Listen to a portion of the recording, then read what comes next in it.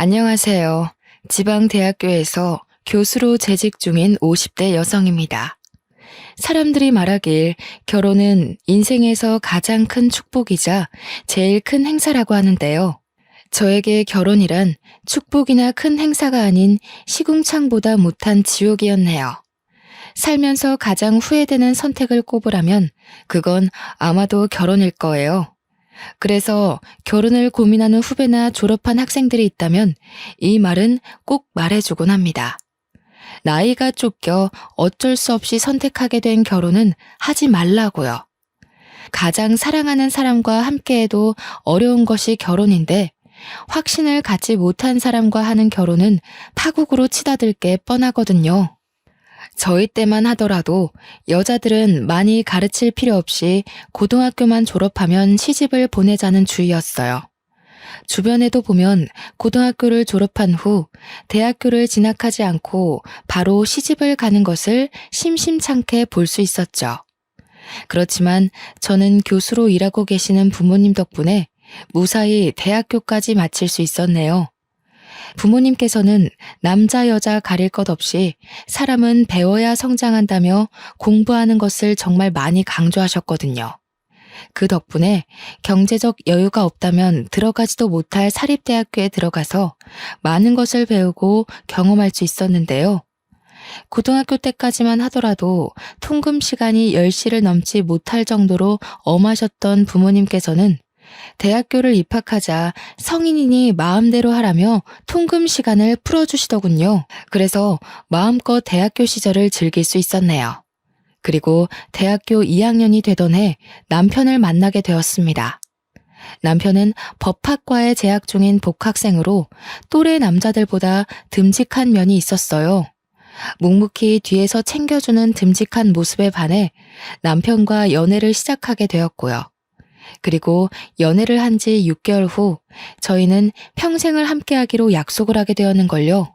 뱃속에 소중한 새 생명이 찾아왔거든요. 임신 테스트기에 두 줄이 뜬 것을 처음 확인했을 때에는 아무것도 하지 못한 채 그저 방 안에 틀어박혀 있었어요. 물론 새로운 생명이 뱃속에 찾아온 것은 큰 축복이었지만 22살이란 나이는 예고도 없이 들이닥친 변화를 받아들이기 힘들었습니다. 아무리 준비를 열심히 했다고 해도 예상하지 못한 사고가 생기는 것이 출산인데 준비는커녕 아직 대학교도 졸업하지 못한 학생에게 큰 부담이 되는 것은 사실이잖아요. 부모님에게 도움을 요청하려고도 해봤지만 도저히 입이 떨어지지 않았습니다. 오히려 부모님에게 임신 사실을 들킬까 헛구역질이 나와도 꾹 참고 입안에 밥숟가락을 쑤셔 넣기 바빴죠. 그러다 용기를 내어 남편에게 임신 테스트기를 건넸어요. 분명 남편 또한 골머리를 앓으며 한숨을 푹푹 쉴 게 뻔했기에 아무 말 없이 점점 심각하게 변해가는 남편의 얼굴을 응시할 뿐이었네요. 그런데 남편은 전혀 예상하지 못했던 말을 했죠. 어차피 결혼을 한다면 저와 하려고 했는데 아이가 생겼으니 미리 하자고요. 깜짝 놀랐습니다. 아직 아무런 준비도 되지 않은 상태에서 결혼을 결심하다뇨. 머릿속에는 가진 것이 하나도 없는 우리 세 식구가 어떻게 살아갈 수 있을까라며 계산을 했지만 마음만큼은 그 어느 때보다 따뜻했어요. 어린 나이에 책임져야 할 새 생명이 찾아왔다는 것에 대해 두렵고 놀랄만도 한 거잖아요. 결혼하자는 남편의 말을 듣자 그동안 녹이 쓴 사슬처럼 엉켜있던 안 좋은 생각들은 단번에 잘려나갔죠. 진심이 담긴 남편의 말 또한 믿기로 했고요. 한편 하나밖에 없는 딸의 임신 소식을 접한 친정은 발칵 뒤집혔어요. 초음파 사진을 내밀자 어머니께서는 머리를 짚으시며 다시 소파에 주저앉기도 하셨죠. 아버지께서는 계속 한숨만 푹푹 쉬셨는데요. 남편은 그에 굴하지 않고 앞으로 저와 뱃속의 아이를 책임질 테니 믿고 맡겨달라고 하더군요. 시부모님 또한 교수로 친정 부모님과 잘 아는 사이였기에 부모님께서는 별다른 반대 없이 저희의 결혼을 허락하셨네요. 시부모님의 올곧은 성품과 남편의 착한 심성이 있었기에 가능한 일이었죠. 결혼 후 저희 부부는 친정 부모님 댁에서 시작을 하게 되었어요. 저희가 나가서 따로 살 돈이 없는 것도 맞는 이유였지만 그보다는 사법고시를 앞둔 남편을 배려하는 차원에서 결심한 일이었죠. 임신을 한다는 것은 생각보다 더 어려운 일이었어요. 뱃속에 새로운 생명이 집을 짓고 산다는 것도 감당할 수 없을 정도로 벅찬 일인데 집안에 틀어박혀 있자니 여간 곤욕이 아니었죠. 남편이라도 곁에 붙어 있었으면 나았을지도 몰랐겠지만 남편은 사법고시 준비로 인해 아침 일찍 나가 잠잘 때가 되어서야 얼굴을 맞댈 수 있게 외로움은 점점 더 커져만 갔어요. 친구들이라도 보면 괜찮을 수도 있었겠지만 동기들은 취업을 하기 위해 공부를 하기 바빴고 더군다나 저는 임신의 휴학까지에 동기들 얼굴 보는 것은 바닥에 떨어진 먼지를 찾는 것보다 더 힘든 일이 되었죠. 공부로 힘들어하는 남편을 볼 때면 뭐라도 해주고 싶었지만 몸이 무거워지니 그마저도 쉽지 않았습니다. 그래서 어머니가 저를 대신해 남편의 아침상을 차려주시며 못난 딸을 대신해 많은 노력을 해주었죠. 일찍 출근을 하시는 날이면 남편 음식만 따로 차리는 가정부를 불러 남편의 식사를 따로 챙겨줄 정도였으니까요. 그러던 중 남편의 밥상을 책임지던 가정부 아주머니께서 개인 사정으로 인해 일을 그만두셨는데요. 가족의 건강과 관련된 일이라 잡을 수도 없었죠. 어머니께서는 한숨을 푹푹 내쉬셨어요. 음식 솜씨도 야무지고 집안 살림도 자기 집처럼 깔끔하게 하는 사람을 어디서 또 구하냐면서요.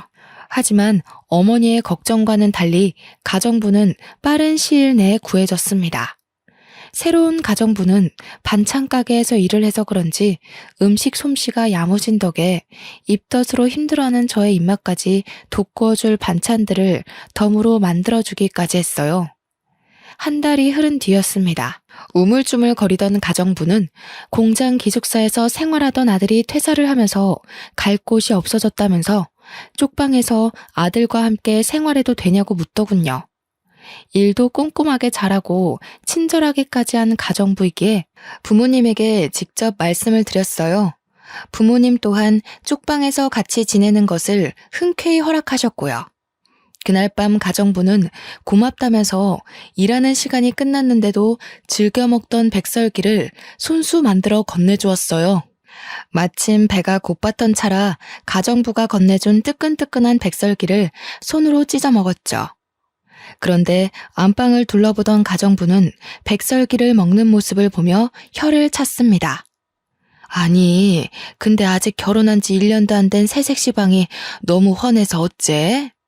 마누라 보고 싶어서 일하던 것도 내팽겨치고 와야 될 때인데. 처음부터 부부관계가 이렇게 미적지근해서 어째? 괜히 색심한 고생을 하네. 에휴, 근데 솔직히 나는 색시 남편 처음 볼 때부터 마음에 안 들었어. 사람이 자기 가족 감싸는 푸근한 게 있어야 되는데 생긴 것도 어디 남의 밥 뺏어 먹는 족제비처럼 생겨가지고. 에이, 그이가 얼마나 다정한데요. 지금 시험이 얼마 안 남아서 예민해서 그래요. 이해해야죠. 어디 곱비 풀린 말이 주인 말 잘 듣는 거 봤남? 남자란 자고로 절대 도망 못 가게 곱비를 제대로 당겨야 한다니까. 색시 뱃속에 남편 휘어잡을 수 있는 제일 좋은 곱비가 들었는데 그걸 왜 못 써? 서로 죽고 못 살아도 유지하기 힘든 게 결혼인데 자고로 남자는 잡을 수 있을 때 휘어잡아야 사는 게 편하다니까. 에이, 그런 거 아니에요. 그이가 내색을 안 해서 그렇지 얼마나 잘하는데요. 아이고, 나는 새댁 남편이 잘하는 거 한 번도 못 봤네. 정성이 어디 보이지도 않는 옆구리에 뻗치셨나. 원래 공부 잘하는 놈들이 더 발랑 까진 법이라잖아. 새댁이 속고 있는 거야 지금. 가정부에게서 남편의 뒷담화를 듣고 있자니 솔직히 기분이 좋지는 않았네요. 혀 위에서 미끄러지던 백설기의 맛 또한 퍼석퍼석한 지우개를 먹는 것 같이 느껴졌고요. 싫은 기색을 내비쳤지만 가정부는 계속해서 남편에 대한 뒷담화를 늘어놓았어요. 그러면서 자기 아들에 대한 칭찬 또한 동시에 늘어놓았죠. 아들에 대한 가정부의 자랑은 커다란 포대자루 안에 담아도 넘칠 것만 같았습니다. 절대 끝날 것 같지 않은 가정부의 수다에 이불 끄트머리를 잡아 끌며 침대에 누웠어요. 가정부는 그제서야 쟁반을 가지고 안방에서 나갔죠. 혼자서 생각해 보아도 가정부가 했던 남편에 대한 뒷담화는 정말 기분이 나빴어요. 하지만 곱씹으면 곱씹을수록 가정부의 말이 아예 틀린 것은 아니더군요. 남편이 여자 문제로 속 썩인 일은 없었지만 그렇다고 딱히 저희 가족에게 잘한다는 생각은 들지 않았거든요. 어머니가 쏟는 정성을 남편은 고마워하기는커녕 당연하게 여겼죠. 그뿐만이 아니었습니다. 시험이 다가올수록 남편은 완전히 다른 사람이 된 것처럼 화를 내었고 남편의 날카로운 태도는 가뜩이나 임신으로 예민해져 있는 저에게 큰 충격을 가져다 주었어요. 시험이 다가오니 예민해지는 건 당연하다고 스스로에게 위안을 삼아 보려고 했지만 남편의 행동은 정말이지 도를 지나쳤어요. 남편은 막달이 다가와 화장실을 자주 가는 것 같은 사소한 일도 이해를 하지 못했으니까요. 결국 사소한 갈등은 차곡차곡 쌓여 각방을 쓰는 지경에까지 이르게 되었어요. 결혼을 결정짓는 수많은 요인 중 오직 사랑 하나만 바라본 채 결혼을 했었는데 유일하게 결혼 생활을 유지시켜주던 사랑이 빠져나가자 저희 부부의 상태는 간신히 숨만 붙어 상태나 다름이 없었네요. 부모님은 남편이 중요한 시험을 앞둬 그런 거라며 이해하라고 했지만 22살이란 어린 나이는 그것을 받아들이기 힘들었는걸요. 그러던 중 남편의 본심을 확인할 수 있는 사건이 터지게 되었습니다. 남편과 부모님이 모두 아침 일찍 집을 나간 날이었어요. 매일 똑같은 집에 박혀 있으니 너무 따분하고 심심하더라고요. 그래서 집 근처 공원에 산책을 나가게 되었죠. 그런데 걸은 지 얼마 되지도 않았을 때 갑자기 아랫배에 엄청난 복통이 느껴졌어요. 누군가 말라 비틀어진 행주를 계속해서 쥐어짜는 듯한 아픔이었죠. 처음 느껴보는 생생한 고통에 119를 부를 생각도 하질 못했습니다. 그 순간 머릿속에 떠오른 것은 남편밖에 없었고요. 그래서 공원 벤치에 앉은 채 남편에게 전화를 걸었는데요. 자꾸만 조여오는 고통에 울먹이며 전화를 하자 남편은 다짜고짜 짜증부터 냈어요. 야, 내가 의사냐? 아프면 119에 전화를 해야지 왜 나한테 전화를 하고 난리야. 그러게 배가 남산만 하면 가만히 집에라도 박혀있던가. 뒤룩뒤룩 살찐 거 자랑하고 싶어서 밖에 나간 거냐? 잔말 말고 나 바쁘니까 119 전화해서 응급실 가던 아니면 집에 들어가던 알아서 해. 앞으로 이런 일로 전화하지도 말고. 전화가 뚝 끊기고 잠시의 고통을 잊을 만큼 남편의 언행은 충격적이었습니다. 아무리 무심한 남자라 할지라도 자기 아이를 임신한 상태로 아프다고 하면 신경 쓰는 것이 당연한 거잖아요. 남편의 말이 어찌나 충격적이던지 볼가를 축축하게 적시던 눈물마저 쏙 들어갈 정도였어요. 하지만 이내 아픔은 다시 찾아왔고 어쩔 수 없이 가정부에게 전화를 걸게 되었네요. 가정부는 채 4분도 안 되는 시간 안에 달려왔어요. 옆에는 가정부의 아들이 있었고요. 식은땀을 흘리며 배를 움켜잡고 있자 가정부 아들은 실례하겠다는 말과 함께 저를 번쩍 안아들었습니다. 임신으로 살이 많이 찐 상태로 힘들었을 텐데 가정부의 아들은 힘든 기색 하나 보이지 않았죠. 가정부와 가정부의 아들이 힘써준 덕분에 병원에 늦지 않게 도착할 수 있었는데요. 다행스럽게도 의사는 갑작스러운 움직임으로 배가 뭉쳐서 그런 것일 뿐 유산은 아니니 안심하라고 하더라고요. 그 말을 듣자 팽팽하게 당겨졌던 신경이 풀어지는 것을 느꼈어요. 옆에 있던 가정부 또한 덩달아 안도의 한숨을 내쉬었고요. 아이고 천하의 매정한 놈. 자기 새끼 가진 마누라를 이렇게 천대하나? 색시, 아무래도 이 결혼 잘못한 것 같아. 지금도 이렇게 천대를 하는데 나중에 색시가 나이 먹어서 아플 때도 제대로 들여다보기나 하겠어? 애 생각해서 참고 산다 생각하지 말고 이참에 이혼해버려. 평생 옆에 두고 속 끓일 바에는 깔끔하게 갈라서는 게 낫지. 가정부의 아들은 툭툭 가정부의 팔꿈치를 쳤습니다. 그만하라는 뜻이었죠. 무뚝뚝한 얼굴로 작은 것까지 세심하게 배려하는 남자를 보자 그동안 남편이 얼마나 무심했는지 다시 한번 깨닫게 되더군요.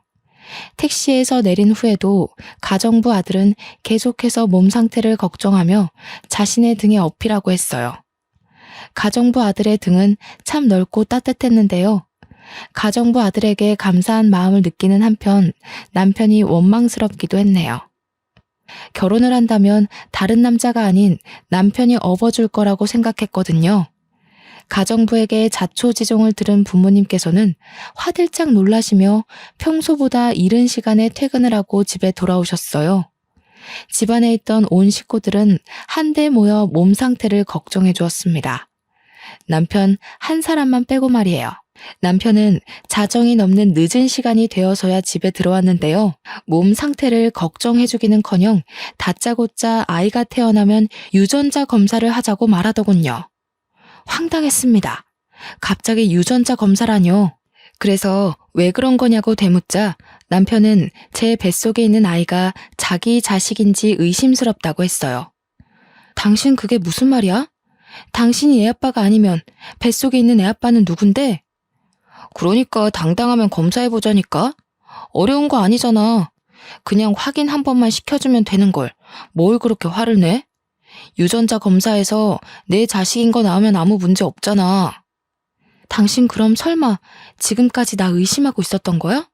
어떻게 그럴 수가 있어? 나한테 남자는 지금까지 당신 하나밖에 없다는 거 세상 사람들이 다 아는데 이제 와서 의심을 한다고? 봐봐. 지금도 찔리는 게 있으니까 아무 말 못하는 거잖아. 순진하게 생긴 얼굴에 속아서 내가 코를 깨었지. 내 다리 걸고 넘어지고 싶어서 일부러 다른 남자에 임신한 거일 수도 있지. 볼품없는 네 인생에 변호사 남편 만나는 게 쉬운 일은 아닐 테니까. 진짜 변호사 남편이 가지고 싶었으면 아직 사법고시도 못 치른 당신이랑 사귀는 게 아니라 죽이 되든 밥이 되든 변호사들이랑 맞선을 받겠지. 뱃속에 아기까지 책임지겠다고 큰 소리 뻥뻥 칠 때는 언제고 갑자기 이러는 이유가 도대체 뭔데? 갑자기 가장의 책임도 남편의 책임도 내던지는 남편의 태도가 참 궁금했습니다. 처음부터 막대 먹었으면 놀라지 않았겠지만 세상 제일 다정하던 남편이 갑자기 처음 보는 사람인데도 더 냉랭하게 굴다뇨. 말이 안 되잖아요. 그래서 꼭 이유를 알아야 했죠. 교수 집안이라고 해서 떨어질 떡이라도 떨어질 줄 알았는데 이건 뭐 떡이 아니라 떡 부스러기도 안 떨어지니. 변호사만 되면 어떻게든 변호사 사위 모셔가겠다고 내놓으라는 재벌집에서 선짜리 들어올 텐데 너무 억울해서. 나도 너네 집이 개털 날리는 집인 줄 알았으면 장가 안 왔지. 그동안 진심이라고 생각했던 남편의 태도는 모두 돈을 노리고 만들어진 가짜였던 것이죠. 길 가다 맨홀 구멍 아래로 떨어진다 해도 남편에게 받은 충격보다는 덜할 것 같았어요. 지금까지 인생의 동반자라고 믿어 의심치 않았던 남편의 실체가 사람을 돈만 보고 판단하다뇨. 시커먼 남편의 실체를 알게 된 후 부부관계는 회복할 수 없을 정도로 나빠졌는데요. 고작 5개월이란 시간 동안 죽고 못 살았던 남편과 죽이고 싶을 정도의 앙숙이 되다니 결혼이라는 것이 참 우스웠네요. 사기꾼인 줄도 모르고 남편에게 홀려 임신까지 한 스스로가 너무 한심하게 느껴졌어요. 죽을 줄 모르고 불길에 뛰어드는 나방과 별반 다를 게 없었으니까요. 부부의 관계가 틀어진 것과 별개로 시간은 잘만 흘러갔고 남편은 공들여 준비한 사법고시에 보기 좋게 떨어졌습니다. 남편은 이것 또한 저의 탓으로 돌렸어요. 제가 재수가 없어서 떨어진 거라면서요. 결국 배려라고는 눈 씻고 찾아볼 수 없는 남편에게 이혼을 신청하게 되었습니다. 남편 또한 저 같은 여자와 더 이상 살 수 없다며 이혼을 흔쾌히 받아들였고요. 이혼 후 아무것도 먹지 못할 만큼 힘든 시간을 보냈어요. 하지만 힘든 몸과는 다르게 뱃속에 있는 아이는 무척무척 자라만 갔죠. 아이는 쌀이 눈이 쏟아지는 추운 겨울 세상에 나오게 되었죠. 부모님은 고생했다면서 손수 끓인 미역국을 떠먹여 주셨는데요. 함께 해주는 부모님을 보면 감사하다가도 태어난 아이들 사진을 보며 기뻐하는 다른 남편들을 볼 때면 눈물이 핑 돌았네요. 이혼한 저는 절대로 느낄 수 없는 기쁨인 거잖아요. 부모님께서 출근을 하시는 날이면 부모님을 대신해 가정부가 수발을 들어주었어요. 그리고 가정부 올 때면 함께 따라오던 남자는 퇴원일이 되자 품에 꽃다발을 안겨주었습니다. 건강하게 아이를 낳은 것을 축하한다면서요. 전 남편에게는 받지도 못했던 꽃다발을 받자 눈물이 핑 돌더군요. 울적했던 기분 또한 나아지는 것 같았고요. 그 후에도 가정부 아들은 자신이 자처해 같이 병원을 가는 등 비어있는 남편의 역할을 대신해 주었어요. 알뜰살뜰하게 저희 모자를 챙겨주는 가정부 아들 덕분에 닫혀있던 마음을 조금씩 열게 되었죠. 그 따뜻한 마음에 힘입어 다시 복학을 하게 된 것이고요. 육아와 학업을 병행하는 것은 정말 힘든 일이었어요. 하지만 그럼에도 아들에게 부끄럽지 않은 엄마가 되기 위해 이악 물고 버티게 되었죠. 고개도 가누지 못했던 아들이 돌이 지나자 부모님께서는 슬슬 재혼 이야기를 꺼내셨는데요. 아직 이혼에 대한 아픔이 채 가시기도 전에 재혼 이야기가 나와 껄끄럽기는 했지만 부모님이 얼마나 걱정하시는지 알기에 어쩔 수 없이 선자리에 나가게 되었습니다. 맞선에 나온 남자들은 적게는 5살에서 많게는 10살까지 차이 나는 이혼남 뿐이었어요. 남자들은 이혼녀라는 이유만으로 무례하게 구는 구석이 있었는데요. 그럴 때마다 항상 따뜻하게 배려해주던 가정부 아들이 생각났습니다. 가정부의 아들이라면 색안경을 끼고 무례하게 구는 남자들과 다르게 좋은 남편이자 좋은 아빠가 되어줄 것 같았거든요. 하지만 가정부 아들에 대한 마음을 쉽게 드러내지는 못했어요. 아직 젊고 창창한 사람에게 괜히 짐을 지어주기 싫었는걸요. 혼자서 끙끙 앓고 있을 때 기적 같은 일이 일어났습니다. 가정부 아들이 먼저 마음을 고백해준 것이었어요. 가정부 아들은 많이 부족한 것은 알지만 좋은 아빠, 좋은 남편이 될 테니 자신에게 한 번만 기회를 달라고 하더군요. 다른 건 볼 필요도 없었어요. 그 진실된 마음 하나면 좋겠거든요. 가정부 아들은 밤낮이 뒤죽박죽인 교대 근무를 해 몸이 고단할 텐데도 항상 피곤한 기색 없이 잘해주려 노력을 했습니다. 아들에게도 다정하게 대해주었고요. 그래서 대학원에 진학했을 때 부모님께 가정부 아들과 재혼을 하겠다고 밝히게 되었네요. 부모님과 가정부의 반응은 불과 물처럼 극명하게 나뉘었어요. 가정부는 껍질을 벗기고 있던 마늘을 천장 위로 던지며 기뻐했고 부모님께서는 가슴을 내려치시며 답답해하셨죠. 그렇게 당해놓고도 정신을 못 차려. 어디 만날 남자가 없어서 하필 골라도 가정부집 아들이야. 전 남편한테 호되게 당해놓고도 아직 철이 안 들었어. 저 자식이랑 정 결혼하고 싶으면 우리랑 영 끊고 호연이도 놓고 맨몸으로 나가서 살아라. 듣자 하니 기분이 썩 좋지는 않네요. 사장님께서는 얼마나 자식 농사를 잘 지으셨길래 저희 아들한테 타박을 하시는 거예요? 제가 아무리 남의 집에서 식모살이 하면서 힘들게 산다고 해도 우리 아들 애 딸린 이혼녀한테 시집 보낼 만큼 머리 빈 짓은 안 하거든요. 아무리 우리 딸이 애 딸린 데가 이혼을 했다고 해도 이건 급이 안 맞아도 너무 안 맞죠? 아줌마는 눈 없어요? 딱 보면 알 수 있잖아요. 서울에서 내놓으라는 대학원 나와 몇 년 있으면 대학 교수 될 사람이랑 밤낮 없이 자동차 공장에서 일하는 아줌마네 아들이랑은 당연히 차이가 있죠. 앓는 소리 하면서 하도 봐달라고 해서 아들까지 집에 들어오게 해줬더니 아줌마는 도대체 아들 단속을 어떻게 한 거예요? 얼마나 우리를 물러봤으면 주제 파악도 못하고 주인집 딸한테 찍적거리냐고요. 됐어. 당신은 상대도 하지 마. 경우 없는 집안이랑 엮이는 건 한 번이면 족하지. 일할 가정부는 많아. 쫓아내고 다시 들이면 그만이야. 아이고, 누가 겁낸 줄 알고? 나도 우리 아들 천대하는 이런 집구석에서는 일 못하지. 나가도 내 발로 나갈 거니까 털끝 하나 건드리지 마요. 참나, 자기들은 얼마나 잘났길래 남의 집 살이 좀 한다고 무시나 해대고. 마음씨를 그렇게 거지같이 쓰니까 딸도 이상한 사람이랑 엮여서 이혼녀 딱지나 이마에 떡하니 붙이고 있는 거 아니에요. 양가 부모님의 반대로 결국 결혼은 무산되었어요. 그뿐만이 아니었습니다. 3년 넘게 저희 집에서 일하시던 가정부는 큰 모욕에 감정이 상한 듯 다짜고짜 쪽방으로 달려가 짐을 챙기기 시작했어요. 아버지께서는 몇십 년 전 끊었던 담배를 다시 피우셨고요.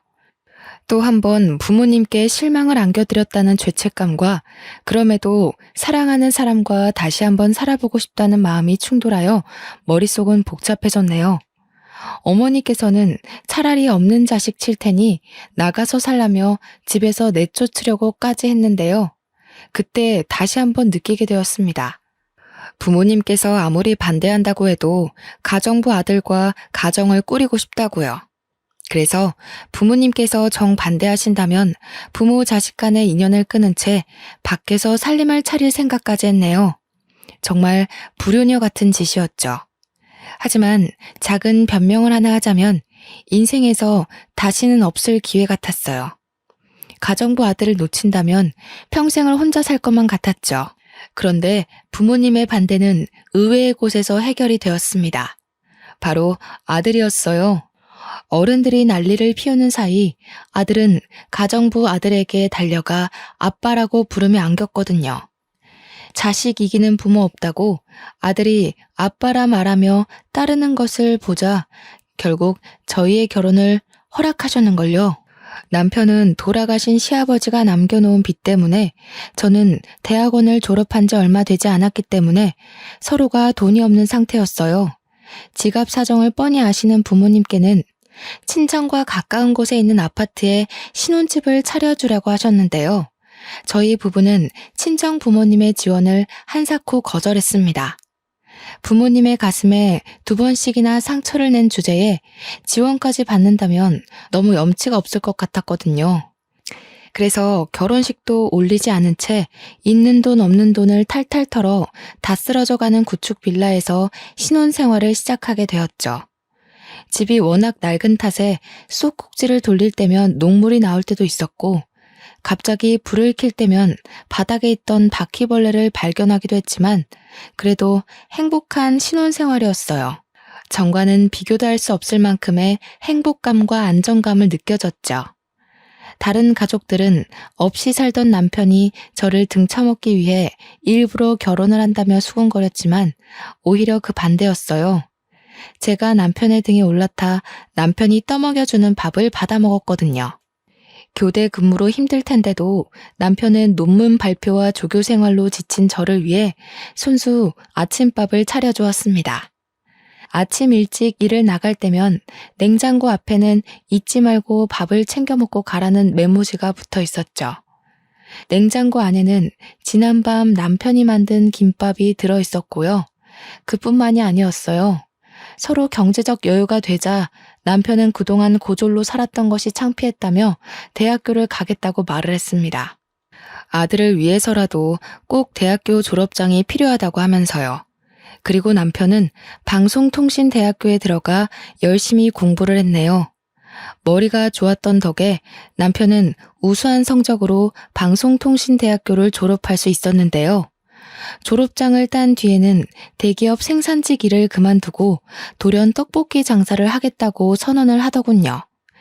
의아하긴 했지만 한번 하기로 마음먹은 것은 끝까지 해내는 남편을 믿었기에 남편이 하자는 대로 따를 뿐이었죠.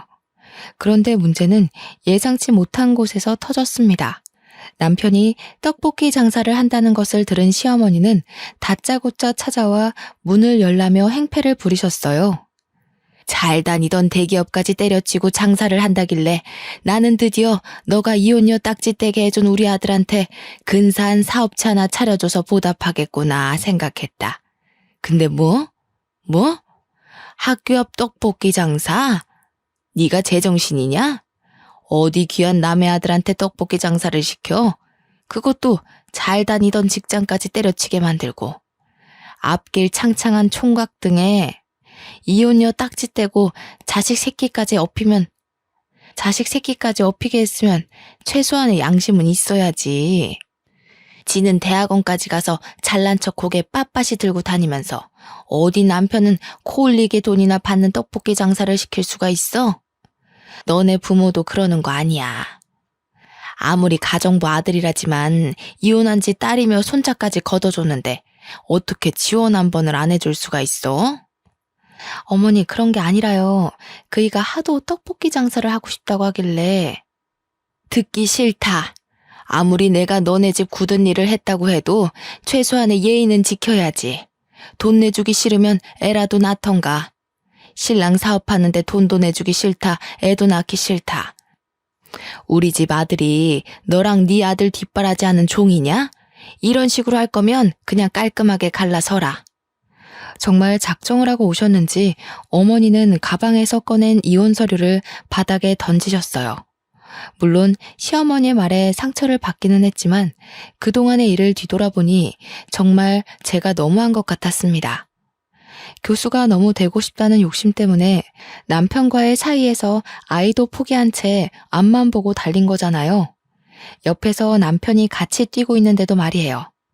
그래서 잠들기 전 남편에게 슬쩍 물어보았습니다. 아이를 갖고 싶냐고요? 그랬더니 남편은 자신에게 자식은 아들 하나면 된다고 대답을 해주었네요. 그 대답을 들으니 더욱 남편에게 미안해졌습니다. 그래서 고등학생의 과외를 시작해 돈을 모으기 시작했죠. 낮에는 대학원 조교로 밤에는 과외 선생으로 일을 하면서 정말 돈을 차곡차곡 모았어요. 5개월 정도 일을 하다 보니 모아놓은 돈이 제법 묵직했죠.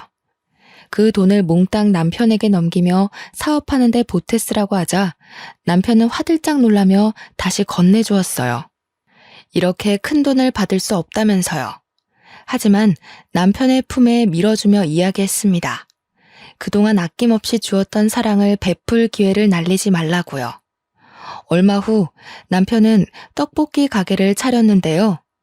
아내의 돈을 지켜야 한다는 책임감 때문인지 가장으로서의 무게 때문인지 남편은 정말 열심히 장사를 했어요. 주변에서는 남편을 이상하게 보기도 했습니다. 떡볶이 장사라는 것이 원래 나이가 지긋하신 아주머니들이 하는 것이기에 그럴 수도 있다고 생각했죠. 하지만 논란도 잠시였어요. 주변 가게들 중 제일 청결하고 맛도 좋은 남편의 떡볶이는 금세 입소문을 타서 연마을 학교에 다니는 초등학생까지 남편의 떡볶이를 맛보기 위해 줄을 서는 지경에까지 이르게 되었는걸요. 이렇다 보니 다른 가게들이 다 문을 닫을 동안 남편은 혼자서 돈을 쓸어 담았네요.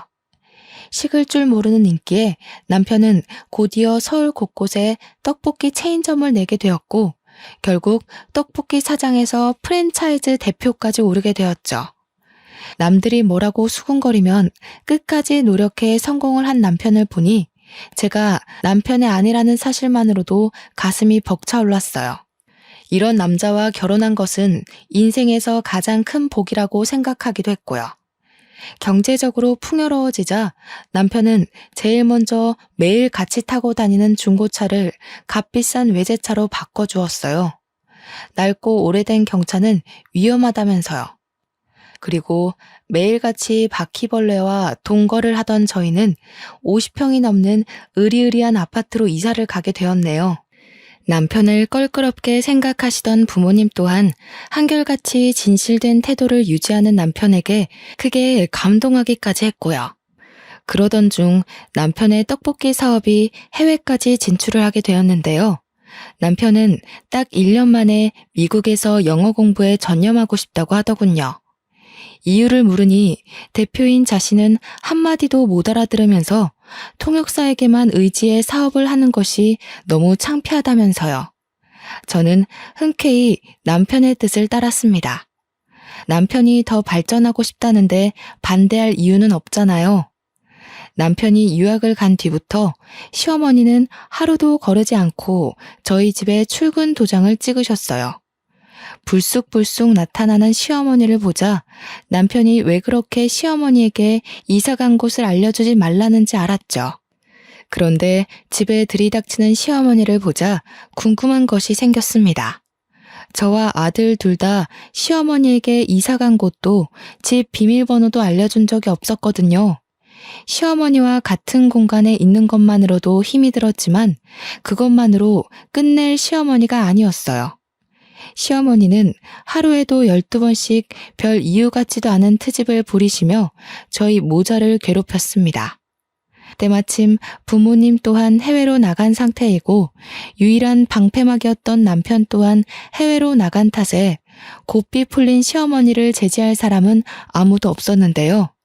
시어머니의 구박은 며느리인 저에게만 향하는 것이 아니었어요. 어떻게든 우리 아범 등에 빨대 꽂을 생각만 하고 얼마 전에는 우리 아범한테 차도 받았다지? 이제 보니 뻐꾸기 새끼가 아니라 독품은 독사 새끼가 따로 없구나. 우리 아들한테 남의 지 새끼도 키우게 했으면서 염치도 없이 네가 뭐라고 그 차를 받아?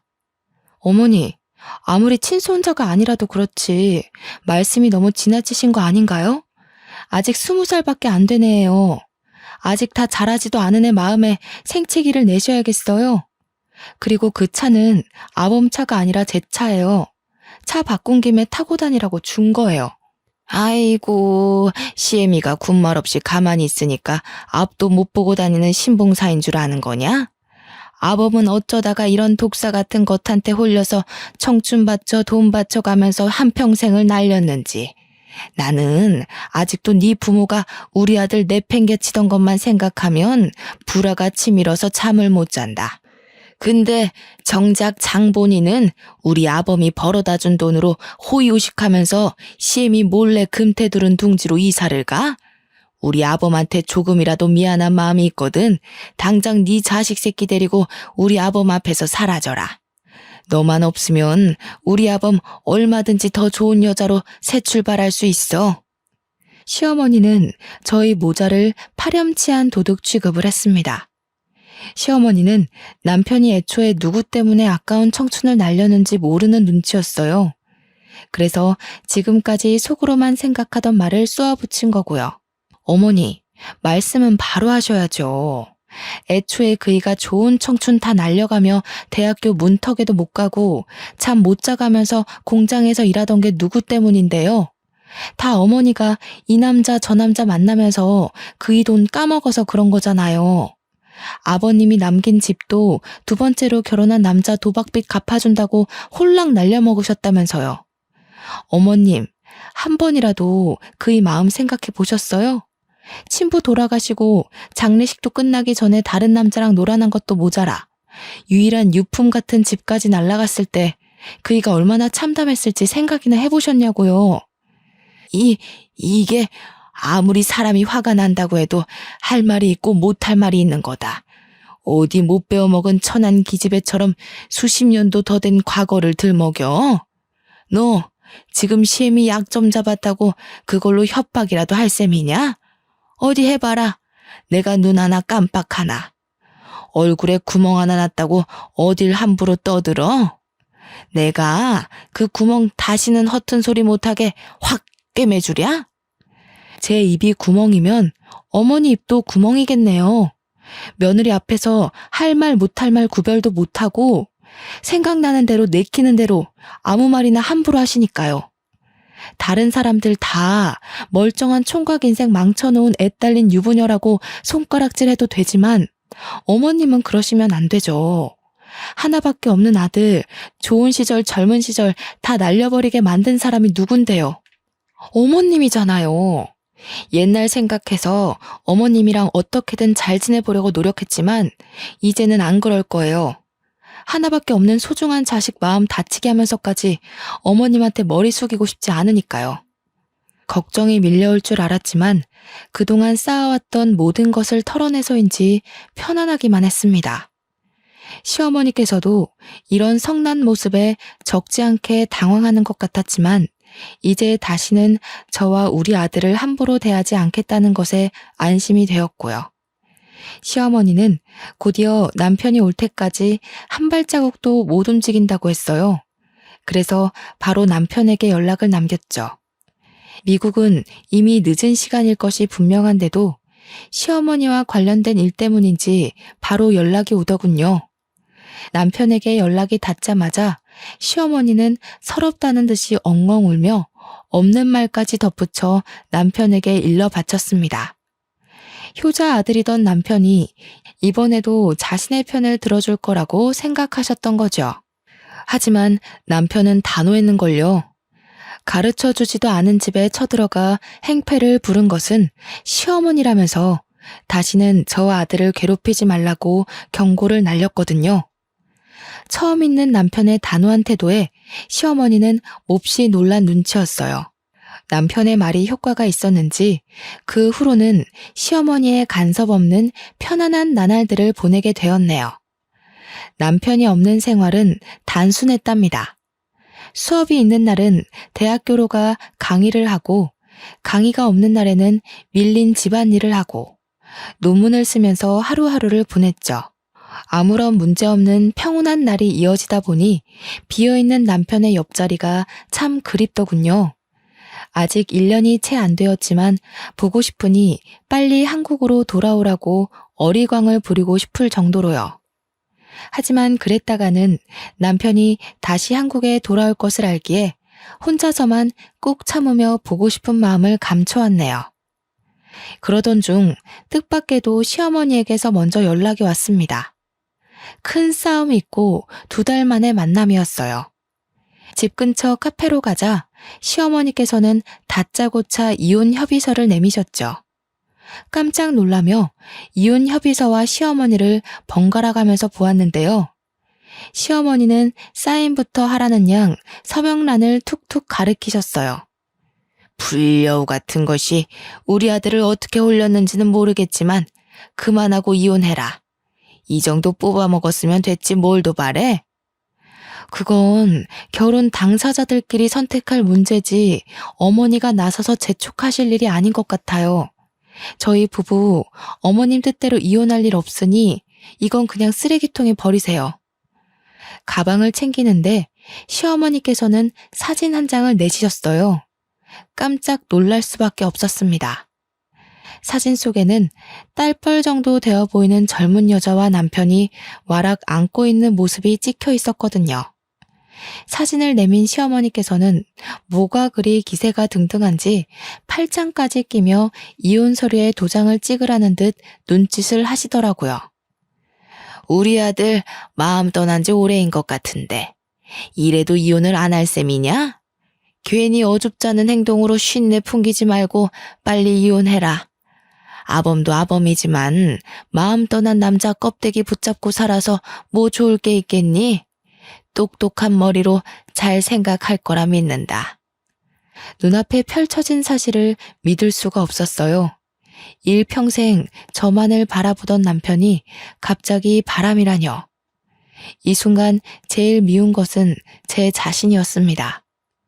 아닐 거라고 정말 굳건하게 믿고 있기는 했지만 마음 한구석에는 늙고 다른 남자 애까지 딸린 여자보다는 젊고 예쁜 여자가 좋을 수도 있겠다고 생각했거든요. 그래서 남편에게 직접 전화를 하기로 했어요.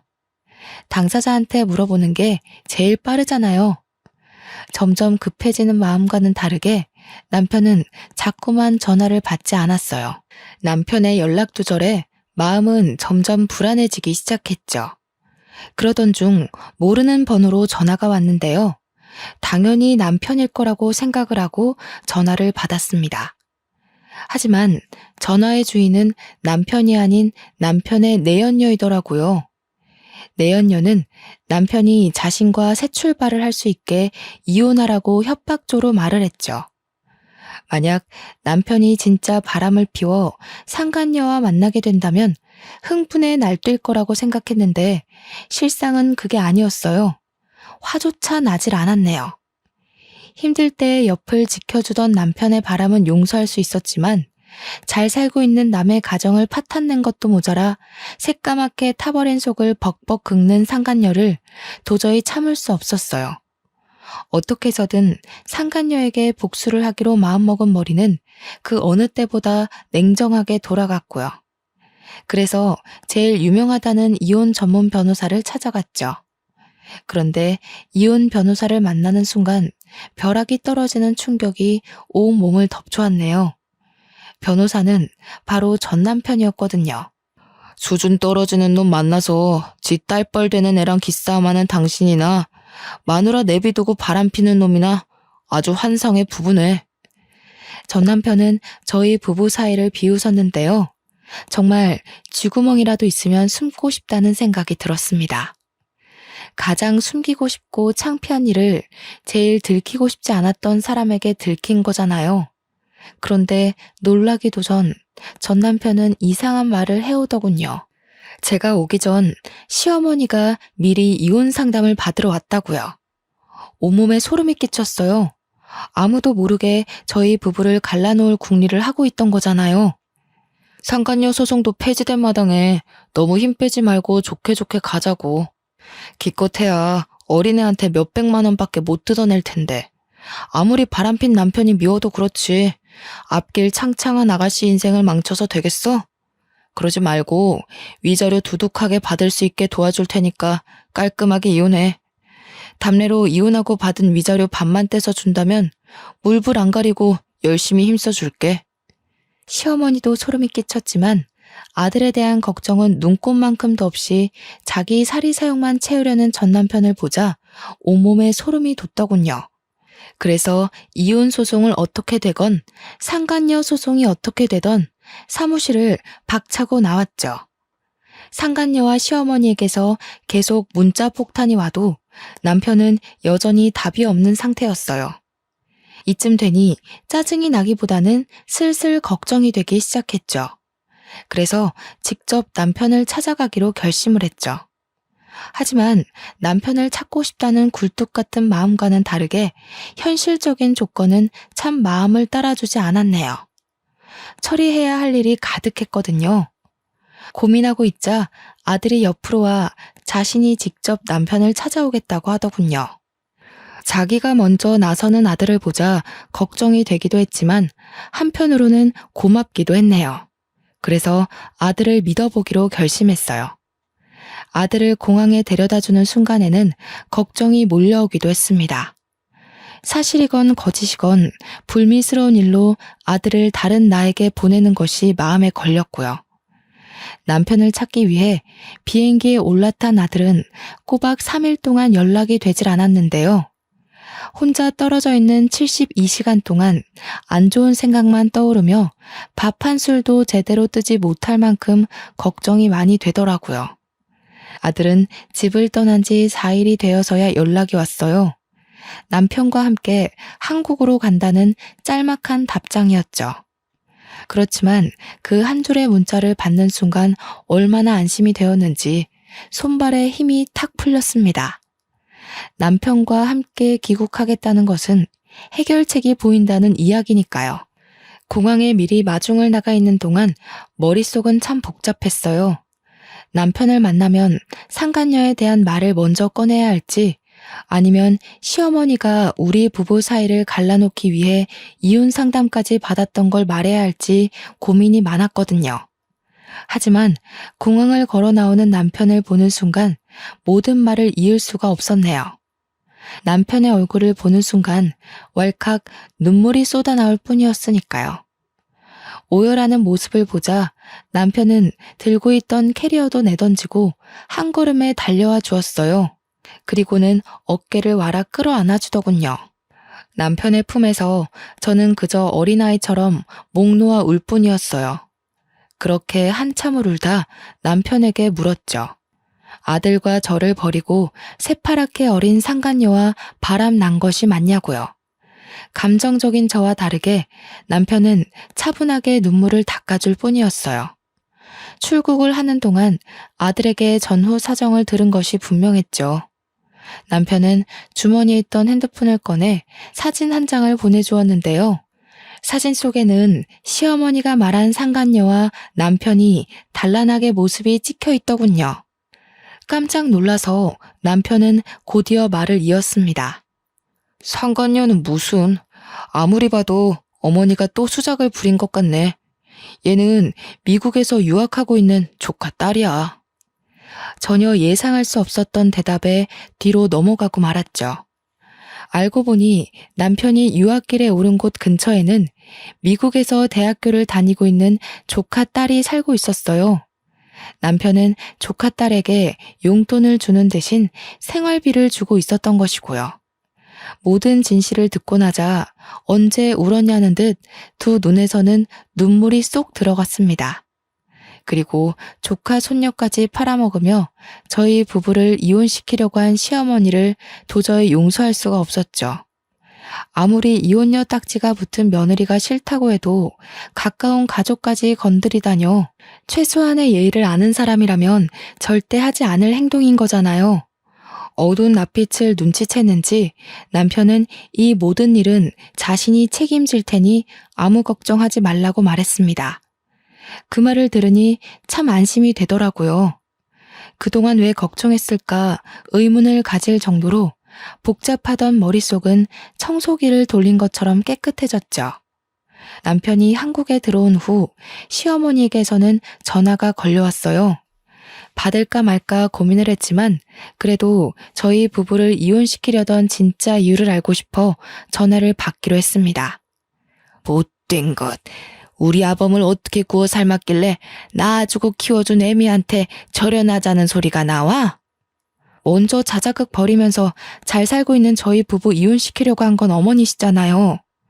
절연하고 사는 것도 어머니가 선택한 일이니 저한테 이러셔도 해드릴 수 있는 게 없어요. 오냐, 이제 보니 네 전남편이랑 너도 모두 한패였던 게구나. 내가 가만히 있을 것 같으냐? 당장 우리 아범한테 네가 전부하고 바람이 났다고 말을 해줘야지. 네? 그게 무슨 말씀이세요? 시치미 떼지 마라. 너야말로 시애미 사다리도 없는 구렁텅이에 빠뜨리려고 전부랑 같이 작당 모의한 게 아니냐.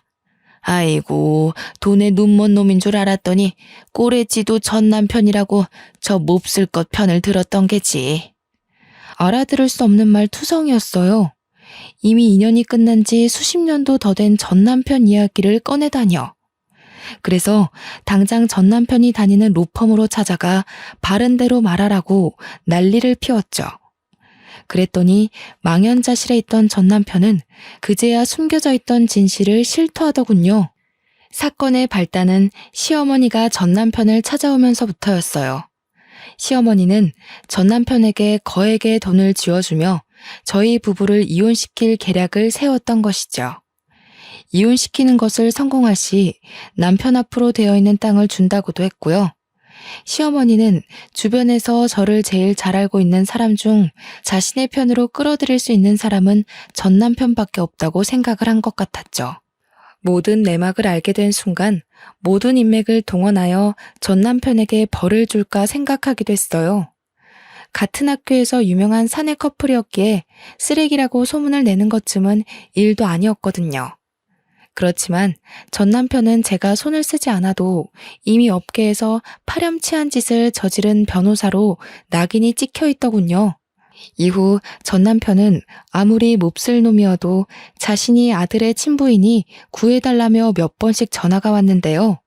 모든 전화를 깔끔하게 무시했네요. 현재도 앞으로도 아들에게 아버지는 현재의 남편 한 명밖에 없으니까요. 이혼 자작극을 벌인 시어머니는 남편이 다달이 지급하던 생활비까지 끊자 그제서야 상황의 심각성을 알게 된 것 같았어요. 하지만 이미 때는 많이 늦은 상태였죠.